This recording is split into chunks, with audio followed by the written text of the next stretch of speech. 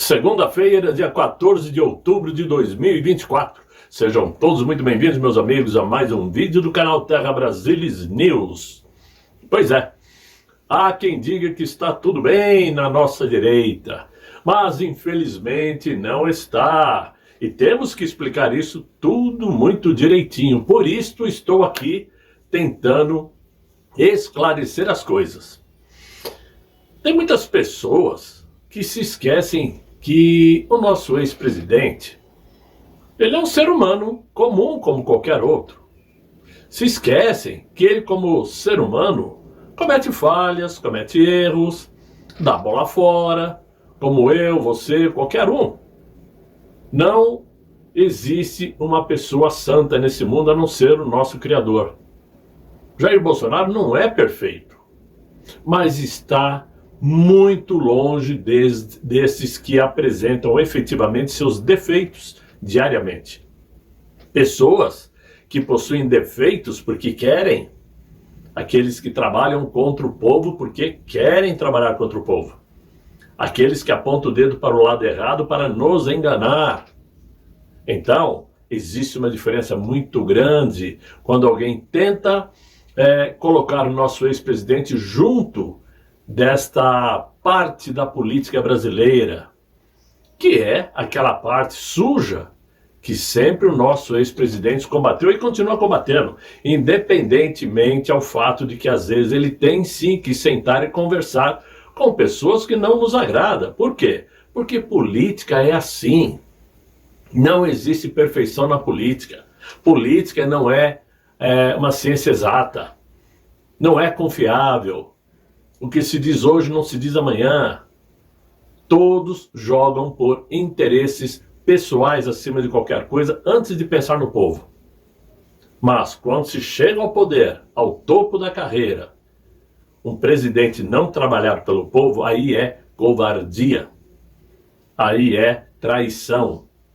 E nesse quesito, o nosso ex-presidente está acima de qualquer suspeita, porque em momento algum ele traiu o nosso povo. Por isto, ele merece mais respeito, independente aos seus defeitos, que como homem comum também tem. Agora, para que não reste dúvidas, para quem duvidou e ainda está duvidando que tentaram rachar a direita e que conseguiram, infelizmente, estragar um pouco, porque muitas caras novas mostraram suas garras nesses últimos 2 meses, vamos dizer assim, principalmente no período eleitoreiro, né? Vejam só o que o Eduardo Bolsonaro questionou em uma live ontem com o Kim Paim, que eu admiro. Esse é um dos bons jovens que tem uma cabeça focada no que faz, que procura sim vasculhar, fuçar, procurar informação de qualidade. E ele fez uma live ontem com o Eduardo Bolsonaro, e o Eduardo Bolsonaro, vejam só, fez a seguinte questão: será que o Nicolas Ferreira vai beber um copo de veneno agora? Olha só esse questionamento, o quão forte ele é. E olha que eu tenho certeza que o Eduardo Bolsonaro não está cuspindo o Nicolas Ferreira fora do grupo de direita, muito pelo contrário, até porque sabemos que Nicolas Ferreira é um jovem muito promissor da nossa direita, tem um futuro brilhante se souber levar direitinho seu caminho, é muito especial, tem muito boa dialética, é muito bom para se comunicar, ou seja, desde que não se perca num momento de vaidade, eu vou colocar assim, num escorregão, quando ele começou a participar dessa aventura do não vote no 55, como se isso fosse resolver nossos problemas. E quando ele deu apoio ao tal do Pimentel do PSD, porque era uma exceção, horas. Exceção é exceção, não importa o grau, o tamanho, onde é. Porque ou vote 55 ou não vote.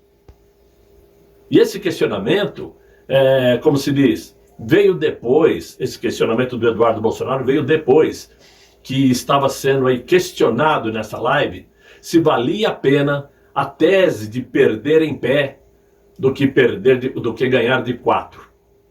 No sentido de que não vale a pena vencer com o apoio do Centrão. Me desculpem, esta é uma colocação, é uma ideia, melhor dizendo, muito infeliz, porque em política você não anda sozinho, você não ganha sozinho. O único que ganhou sozinho foi o nosso ex-presidente, que não tinha apoio de ninguém. Ele ganhou sozinho. Mas dentro da política sozinho você não caminha. É uma maneira muito ingênua imaginar que é heróico perder de pé. Perdeu, perdeu. O que adianta um herói morto? Não? Agora, depois que você tem o apoio e se elege, você tem que mostrar de onde você veio e para onde você vai. E aí eu também me questiono. Aliás, questiono ao Nicolas Ferreira para saber quem ele vai apoiar agora no segundo turno, lá em Curitiba. Será que ele vai continuar apoiando o Eduardo Pimentel do PSD porque é uma exceção? Ou vai apoiar a Cristina Grêmio, que é 100% conservadora, batalhadora, que gastou menos de 7 mil reais para ir ao segundo turno, contra milhões do Pimentel? Pois é, depois dizem que em política, não, eu ia dizer em política, não, mas depois dizem que a experiência não é tudo nessa vida. É sim, porque se o Nicolas Ferreira tivesse experiência o suficiente, ele não teria se metido nessa jogada mal dada. Aliás, ele deu uma sumidinha, não sei se vocês perceberam, deu uma sumidinha.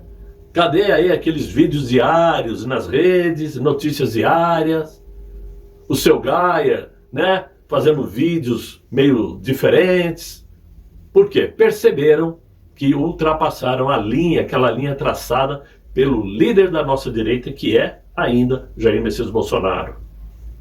E eu, como gosto das coisas muito bem explicadinhas, né, digo o seguinte, que depois desse período de discussões maçantes que nós tivemos nesse último ano aí sobre os efeitos daquele 8 de janeiro, onde inocentes foram presos nos lugares de quem realmente deveriam estar atrás das grades, como aquele ministro da Justiça que disse aí terem sido apagadas as imagens das dezenas de câmeras que poderiam sim mostrar passo a passo o que aconteceu naquela manhã de domingo, e também daquele general-chefe da ABIN que estava dentro do Palácio do Planalto assistindo a tudo, sem nada a fazer.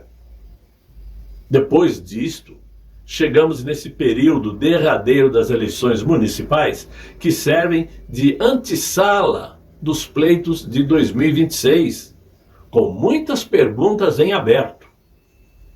Quais serão os nomes dos que irão brigar por vagas no Legislativo e qual aquele que vai brigar pela cadeira presidencial?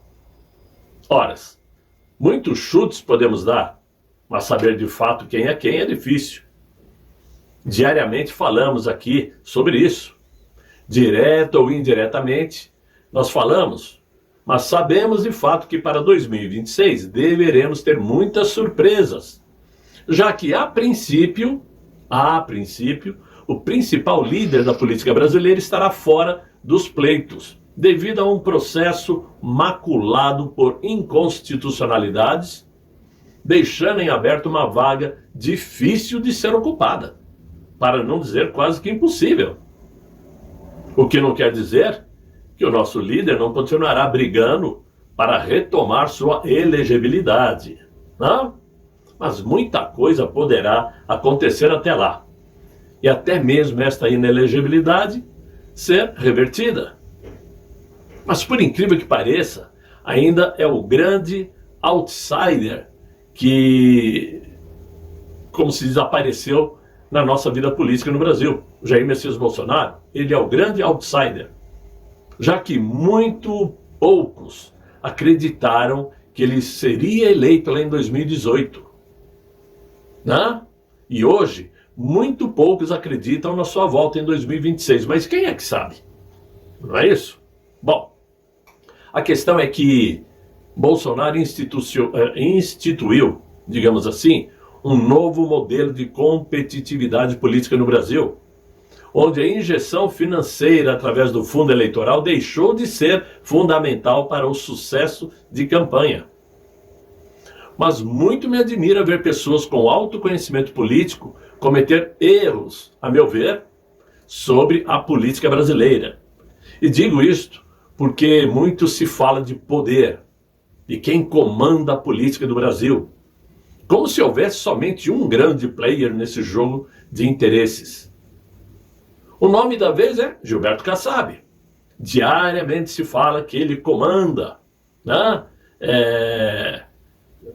a política brasileira, e que, a meu ver, como já expliquei em vídeos anteriores, não representa o topo do poder, como estão tentando aí provar por A mais B, né?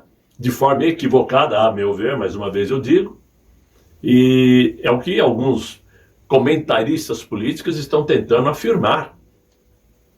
Hoje Gilberto Kassab é o grande comandante da política, ele que comanda a política em São Paulo, blá, blá, blá. A pessoa mais contestada na política brasileira nos dias de hoje é, sem dúvida alguma, Rodrigo Pacheco, presidente do Senado Federal, já que ele não cumpre o seu papel institucional de seguir com as regras do jogo, colocando para votação algum dos diversos pedidos de impeachment contra ministros da mais alta corte. Daí se cria o link com o fato de Pacheco ser filiado ao PSD de Kassab. E em teoria, como tentam afirmar alguns, Gilberto Kassab foi o autor intelectual da chegada de Rodrigo Pacheco à presidência do Senado.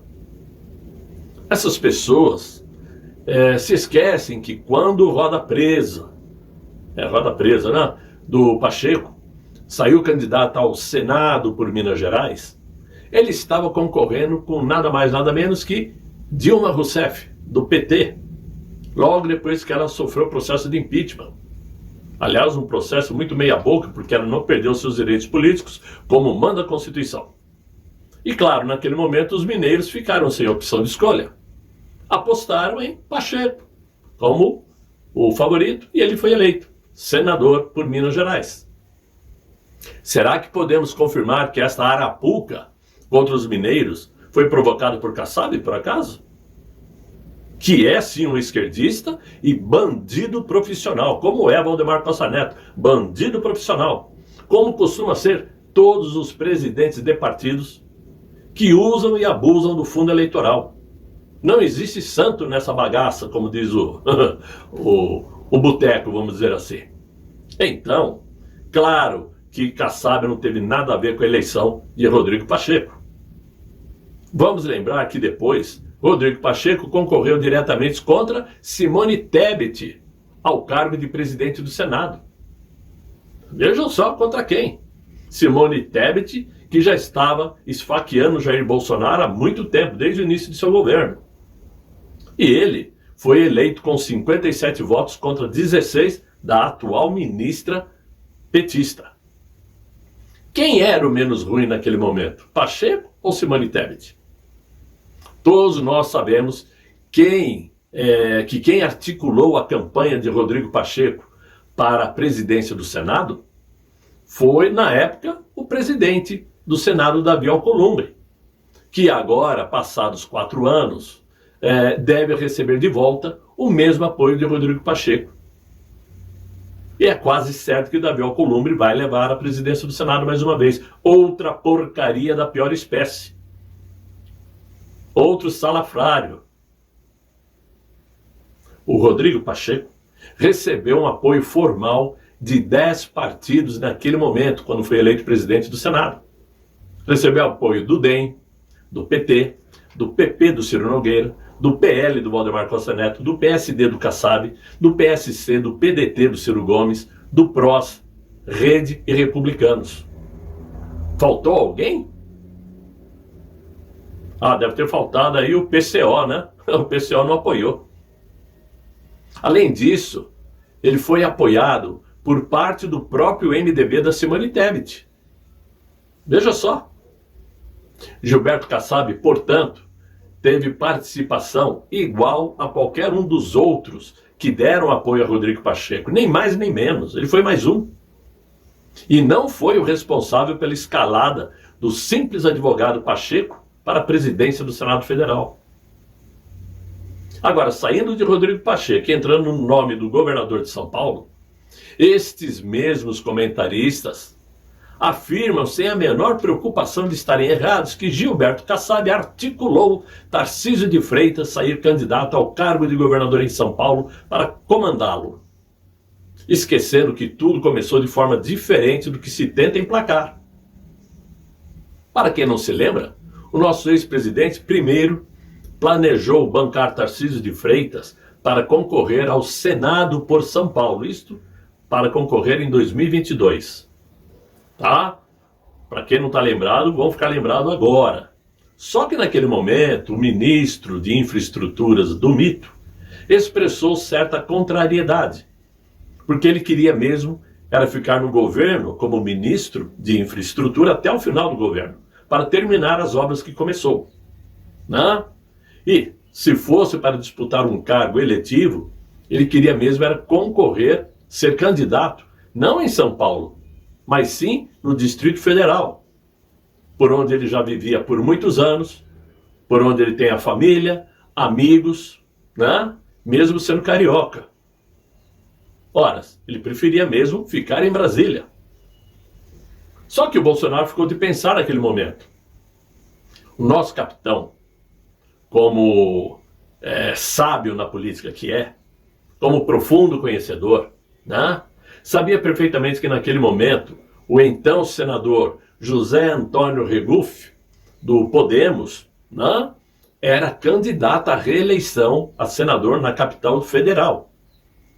E com uma fama de incorruptível, ou seja, uma fama de sujeito honesto na política, e era apontado como favorito, o que colocava em risco a jogada de Tarcísio de Freitas concorrer senador por Brasília. Partindo disto e considerando o risco, surgiu por parte do nosso presidente, então, a ideia de lançar Tarcísio de Freitas ao governo de São Paulo para concorrer, na época, contra o enfraquecido Geraldo Alckmin, do PSB, o tapa-buraco do João Dória, o Rodrigo Garcia, Fernando Haddad, do PT, e outras tranqueiras que eu nem me lembro. E o Tarcísio de Freitas acabou aceitando e vencendo o pleito. Dito isto, eu pergunto, onde existe o dedo de Gilberto Kassab na eleição de Tarcísio de Freitas, em São Paulo? E por que Tarcísio de Freitas se renderia a ele, se não recebeu apoio algum do PSD para chegar governador de São Paulo? O fato de Kassab estar secretário do governo de Tarcísio se deve apenas a uma composição política atual entre os partidos. Pior é que tem comentarista dizendo que está nas mãos de Tarcísio de Freitas descobrir quem mandou esfaquear o nosso ex-presidente. Olha que absurdo. Surgiu um tal de um hacker aí que, depois de 6 anos, resolveu aparecer dizendo dizendo que foi contratado para hackear Adélio Bispo. Eu pergunto aos senhores, o que teria para hackear de Adélio Bispo? Na vida prática, um Zé Mané qualquer, ex-militante do PSOL, um cara sem eira nem beira, que estava desempregado, perambulando por aí, mas que foi contratado por alguém para cometer aquele ato homicida, quase homicida, contra o nosso ex-presidente. Mas esse hacker disse que foi contratado por Kassab. Mas eu pergunto, por que esse hacker demorou 6 anos? Por que não disse logo na época? Será que realmente o Tarcísio de Freitas precisa ir atrás disso? É a obrigação dele? Faça-me o favor, não é? Então, o que eu quero dizer com toda essa ladainha que eu contei para vocês, eu sei que é cansativo, mas a informação tem que ser dada nos mínimos detalhes de vez em quando. O que eu quero dizer é que existe sim o racha. Esse racha foi provocado por meia dúzia de novatos ou de pessoas rancorosas que não foram aí bajuladas pelo nosso ex-presidente, que estão com raivinha, tentando criar a direita limpinha, com apoio, né, de influenciadores, comentaristas políticos, que acham que possuem cacife para tirar das mãos de Jair Messias Bolsonaro a liderança da nossa direita. E aqui eu afirmo e reafirmo, não existe outra liderança a não ser o mito, que, gostem ou não gostem alguns, que inclusive comentam nos meus vídeos, foi sim o responsável pela eleição majoritária de muitos prefeitos Brasil afora pelo PL. E que, muito embora o PSD tenha o maior número de prefeituras, são prefeituras meia boca, de cidades pequenas. Enquanto o PL pegou prefeituras em capitais e vai pegar mais para andar na carruagem. Então é muito importante que nós tenhamos calma e não nos deixemos levar por histórias de pesquisa para 2026, colocando aí o atual super presidente em primeiro lugar, sem povo algum, né? O aventureiro, o fanista, né? Que surgiu do nada aí querendo ser o maioral e quebrou a cara em segundo lugar, e o estupendo Tarcísio de Freitas em terceiro. O que é isto? É para tentar desconstruir também a imagem de Tarcísio de Freitas, que é, hoje, enquanto o nosso mito está inelegível, a maior liderança da direita. Gostem ou não gostem, os senhores que não confiam e não acreditam no que eu estou dizendo. Tarcísio de Freitas, depois de Jair Bolsonaro, é o maior líder da política de direita no Brasil, por conta do cargo que ocupa, o cargo do segundo maior PIB do Brasil, e que, com o maior colégio eleitoral, já deixa Tarcísio de Freitas numa arrancada fenomenal, caso ele fosse participar da disputa em 2026, coisa que não vai, porque ele mesmo já disse que em 2026 não disputa a presidência. Então, vamos devagar, né? Porque o andor é de barro, não é isso? De qualquer forma, é o que eu tinha para vocês nesse vídeo de hoje. Espero que vocês tenham gostado, tomara que sim. Se não gostaram, me desculpem. Mas espero que vocês chamem seus amigos para me acompanhar aqui no Terra Brasilis News. Deixem seus likes, colaborem com o canal, ajudem o canal. Aqui não sou pedinte não, mas sozinho é muito difícil esse trabalho. E a gente precisa de toda a colaboração possível para quem puder colaborar, claro. Por hora, desejo a todos aí um excelente fim de noite, muito bom descanso. Até amanhã, se Deus quiser, Ele há de querer. Fiquem bem, fiquem com Deus. Tchau, tchau.